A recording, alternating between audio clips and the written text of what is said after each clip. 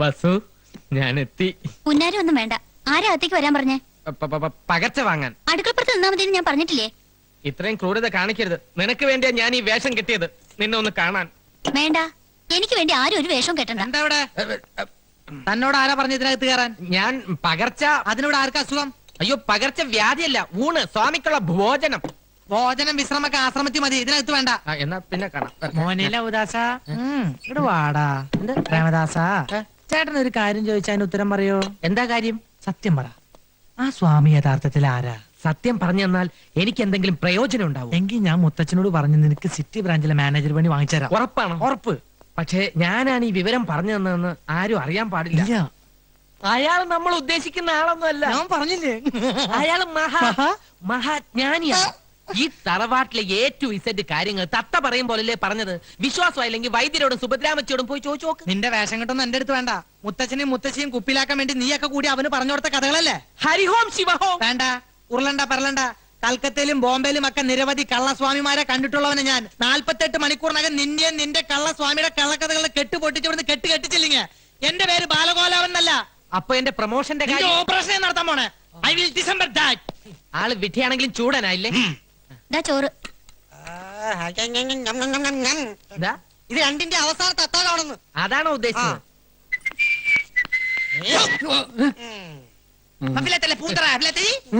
താൻ city ബ്രാഞ്ചിലെ salesman അല്ലേ? അതെ. തനിക്ക് ഈ ആശ്രമത്തിൽ എന്താ പണി? ഹോമം നടത്താനുള്ള സാധനങ്ങൾ കൊണ്ടു കൊടുക്കാൻ വൈദ്യര് പറഞ്ഞിട്ട് വന്നതാ. ഹോമോ? ഞാനൊരു സത്യം പറയാം. മരിച്ചുപോയ ഉണ്ണികൃഷ്ണൻ സാർ ഇപ്പോഴും ഇവിടെ ഉണ്ട്. ഉണ്ണികൃഷ്ണൻ സാറിന്റെ ആത്മാവ് ഇപ്പോഴും ഇവിടെ ഉണ്ടെന്ന്. ഇടക്കിടക്ക് ഇവിടെ വരും, സുഭദ്രാമച്ചിയുടെ ദേഹത്ത് കൂടും.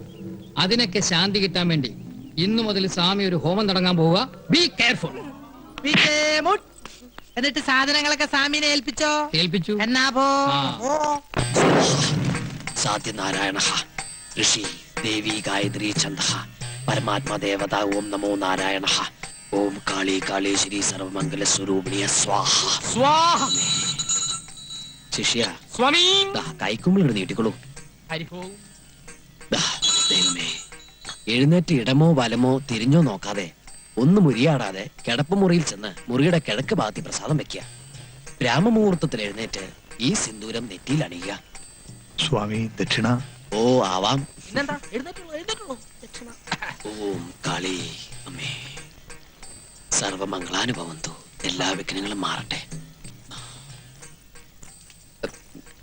ആകാശം തന്നെ ദക്ഷിണ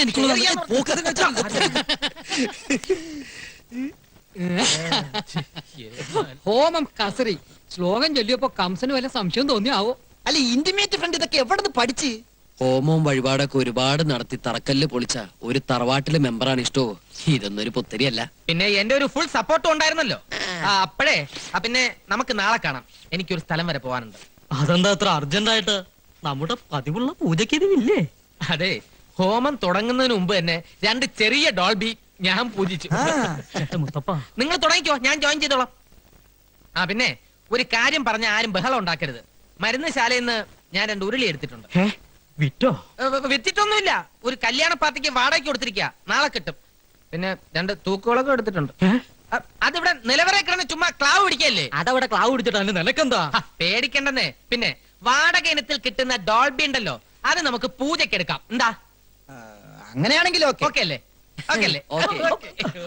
അതെ, ദക്ഷിണക്കാശ് കൊണ്ട് തൊട്ട് നിൽക്കാൻ എന്തെങ്കിലും വാങ്ങിച്ചോളൂ, ഇല്ലേ വയറരിയും. എന്റെ നെഞ്ചിരിയ ഇവന്റെ തരികിടെങ്ങാനും വൈദ്യരറിഞ്ഞാലുള്ള സ്ഥിതി ഒന്ന് ആലോചിച്ച് നോക്കിയേ. എന്റെ പറശ്ശിനി കട മുത്തപ്പ, ഇവറ്റകളെല്ലാം കൂടി എന്നെ വഴിയാധാരാക്കോ? അല്ലെങ്കിൽ തന്നെ 48 മണിക്കൂറിനകം കലാപം ഉണ്ടാക്കുന്നല്ല ബാലകലാപം പറഞ്ഞിരിക്കണേ. 48 മണിക്കൂറിനല്ലേ അവൻ പറഞ്ഞത്? 24 മണിക്കൂറിനുള്ളിൽ ഒരു മുൻകൂർ പാര അങ്ങോട്ട് വെച്ചു കൊടുത്താലോ?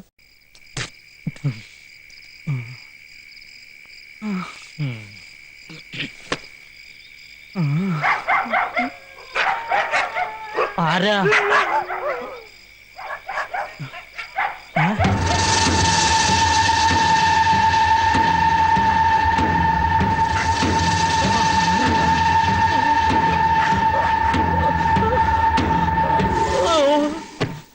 നേരം വെളുത്തപ്പോ ചക്ക വെട്ടിയിട്ടതുപോലെ മഞ്ഞത്ത് കിടക്കണതാ കണ്ടത്.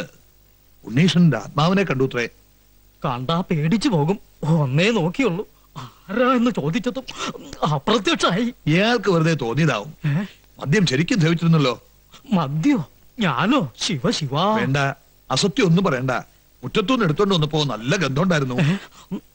ചെലപ്പോ എനിക്ക് തോന്നിയതാവും പ്രേതാണെന്ന്. വെറും തോന്നലല്ല, മാമ്പിള്ളി കണ്ടത് സത്യ.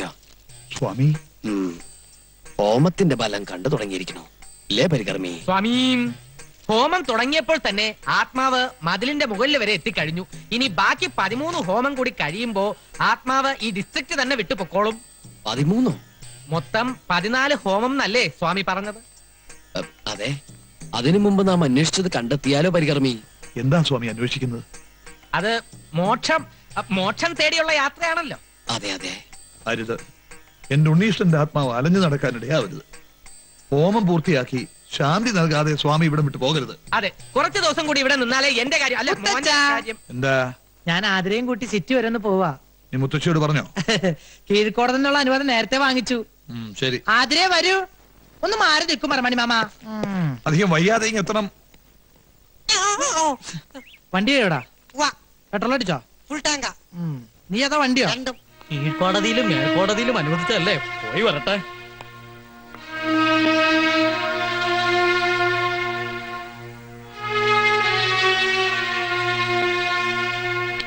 ആതിരേ വരൂ. Time is very waste. എന്താണ് ഈ യാത്രോദ്ദേശം? വലിയ ജ്ഞാനദൃഷ്ടിയുള്ള ആളല്ലേ, കണ്ടുപിടിക്കൂ. ബാല, ക്ഷമിക്കണം, വിവരമില്ലായ്മ ഉണ്ടാ. മനസ്സിലായി. എന്തായാലും നാം ഇവിടെ ഉള്ളിടത്തോളം കാലം അങ്ങയുടെ പേരമകൻ അറിഞ്ഞുകൊണ്ട് ആപത്തിൽ ചാടാൻ അനുവദിച്ചുകൂടല്ലോ. മാർഗമധ്യേ നാം ഒരു അപകടം കാണുന്നു. വിശ്വസിച്ചാൽ നിങ്ങൾക്ക് കൊള്ളാം. ഇല്ല, എനിക്ക് ആരും വിശ്വാസമില്ല. പ്രത്യേകിച്ച് ഇതുപോലുള്ള ആസാമിമാരെ ഒട്ടും വിശ്വാസമില്ല. ആരോടാണ് സംസാരിക്കുന്നതെന്ന് നിനക്ക് നിശ്ചയമുണ്ടോ? വിശ്വാസമില്ലെങ്കിൽ ഒന്ന് പോയി നോക്കൂ കുഞ്ഞെ. ഞാൻ പോവും. ആതിരെ കേറ്. അധിക പ്രസംഗം വേണ്ട. അതീന്ദ്രിയ ജ്ഞാനം കൊണ്ടുള്ള പ്രവചനമാ. ഈ പ്രവചനം ഞാൻ പൊളിച്ചടക്കി കൈ തരും. ആതിരെ കേറാൻ. വേണ്ട ബാലേട്ടാ, എനിക്ക് പേടിയാ. നിന്റെ ബാലേട്ടനല്ലേ പറയണ ആതിരെ? ഇല്ല, ഞാൻ വരില്ല. ഓഹോ, എങ്കിൽ ഞാൻ പോവും. ഞാൻ പോവാതിരിക്കുന്ന പ്രശ്നമില്ല. കുസൂർ, എന്താ? കേറാ. ഈ പ്രവചനം ഒരു വെല്ലുവിളിയായി ഏറ്റെടുത്ത് കുസൂർ ഒറ്റയ്ക്കത് പൊളിക്കണമെന്നാണ് എന്റെ വാശി. അങ്ങനെ നീ വാശി പിടിക്കില്ലേ? കേറാ. കുസൂർ, ഞാൻ നിന്നോടല്ലേ പറഞ്ഞു കേറാൻ? സ്വാമി, സ്വാമി, ഈ പൈതങ്ങൾ ഡോൺ വറി, എല്ലാം അവിടുത്തെ കയ്യിൽ സമർപ്പിക്കുന്നു. ഗുരുവേ നമഃ. ആസാമിയുടെ ഒരു പ്രവചനേ.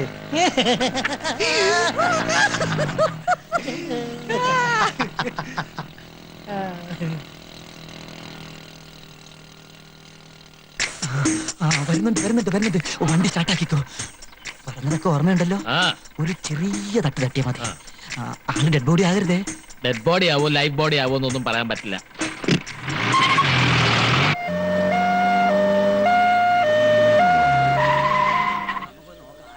എന്റെ ഭഗവതി, എന്താ ഇത്? ഈശ്വരാ. ബാലയാ, എന്റെ ബാല, നിനക്ക് എന്ത് പറ്റി? ഒന്നും പറ്റിയില്ല. ഒരു ജീപ്പായിട്ടൊരു ചെറിയൊരു ഏറ്റുമുട്ടൽ. ആംബുലൻസ് വണ്ടിയുടെ നിലവിളി കേട്ടപ്പോ ഞാൻ വിചാരിച്ച് ഡെഡ് ബോഡി ആയിരിക്കും അല്ലേ. അങ്ങനെ എളുപ്പമൊന്നും ശവമാവുന്ന ബോഡി അല്ല ഇത്. പ്രിയ വർക്കേഴ്സ്, നിങ്ങൾ ആരും കരയരുത്. ഇങ്ങനെയുള്ള അപകടങ്ങൾ വരുന്നത് എനിക്ക് വലിയ ഇഷ്ടാ. അയ്യോ, വല്ലപ്പോഴൊരിക്കലേ വരുള്ളൂ. അത് ഞാൻ ഓണം വിഷു പോലെ ആഘോഷിക്കും. അതുകൊണ്ട് തന്നെയാ ആംബുലൻസിൽ വന്നത്. അറിയാത്ത പിള്ളക്ക് ചൊറിയുമ്പോഴേ അറിയൂ. പറഞ്ഞാൽ അനുസരിക്കൂലല്ലോ. അനുഭവിക്കുക. അല്ലാതെന്താ? ദേ, സ്വാമി വരുന്നു. ഇത്രയും കൊണ്ട് അവസാനിച്ചതിന് സ്വാമിക്ക് നന്ദി പറയുക. സ്വാമി പ്രവചിച്ചപ്പോ അനുസരിച്ച പോരായിരുന്നു. ഇനിയെങ്കിലും സിദ്ധി വളരെ വിശ്വസിക്കാം. ഇടി കൊണ്ടത് ഡൈവ് ചെയ്ത് ഞാനൊരു പോസ്റ്റ് കയറി തൂങ്ങി. അതുകൊണ്ട് ഞാൻ രക്ഷപ്പെട്ടു. നീ വാ. അയ്യോ, ധിക്കാരം കാട്ടാണ്ടിരുന്നെങ്കിൽ ഇങ്ങനെ പോവേണ്ട കാര്യം ഉണ്ടായിരുന്നോ? വേണ്ട, പിടിക്കണ്ട, ഞാൻ തനിയെ വന്നോളാം.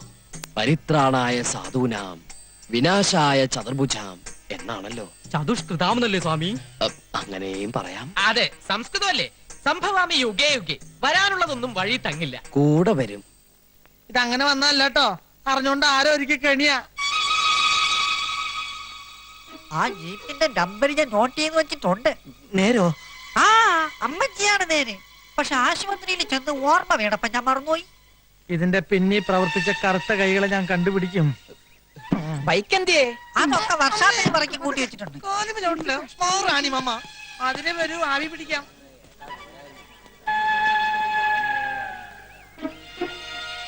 ഞാൻ പറഞ്ഞില്ലേ, ഇതുകൊണ്ടൊന്നും വീണ സൈസല്ല അവൻ. അവൻ അട്ടയാ, പോത്തട്ട.